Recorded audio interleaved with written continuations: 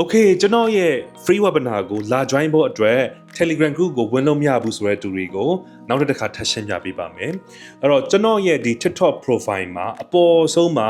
ဘာရှိလဲဆိုရင် link ရှိပါတယ်။အဲ့ link လေးကိုနှိပ်လိုက်ပါ။နှိပ်ပြီးတော့ပြီဆိုရင်အပေါ်မှာအဆက်3ဆက်ရှိတယ်။အဲ့အဆက်3ဆက်လေးကိုနှိပ်ပါ။ပြီးရင် open in browser ဆိုတာလေးကိုနှိပ်ပါ။ပြီးတော့ပြီဆိုရင်ဒါ Telegram group ထဲကိုရောက်သွားမယ်။ရောက်သွားပြီဆိုရင်ဒါ open လုပ်ပြီးမှတခါတည်း join လုပ်လို့ရပါတယ်ပေါ့နော်။အဲ့တော့အရန်လွယ်ပါတယ်။ဒါမှမဟုတ်ဘူးဆိုရင်ကျွန်တော်ရဲ့ page ကိုတွားပြီးမှကျွန်တော်ဒီ free webinar တွေအကြောင်းပြောထားတဲ့ post တွေရဲ့ Facebook comment မှာအဲ့ဒီ link ကိုတွားကြည့်လို့ရတယ်ဒါမှမဟုတ် caption မှာတွားကြည့်လို့ရတယ်ကျွန်တော်ရဲ့ Facebook page မှာလည်းပင်ထောက်ပေးထားပါတယ်အဲ့ဒီ link လေးကိုနှိပ်ပြီးမှလာ join လို့ရပါတယ်နောက်ဆုံးဘယ်လိုမှလာ join လို့မရဘူးဆိုရင်ကျွန်တော် team ကိုစာပို့ပြီးမှလာ join ပါပေါ့နော်အဲ့တော့အားလုံးပဲ free webinar မှာတွေ့ကြပါမယ်အခုလာမယ်တနေ့ကိုနေနေမှာလုပ်မယ်ကိုတီတီရဲ့ creation 101အခမဲ့ webinar ကိုလာ join ဖို့အတွက် Telegram group ထဲမှာ registration form ကိုဖြည့်ထားဖို့လိုပါတယ်ခင်ဗျာဇွန်လ28ရက်နေ့ည9:00နာရီခွဲမှာအားလုံးနဲ့ပြန်ဆုံတွေ့ကြပါမယ်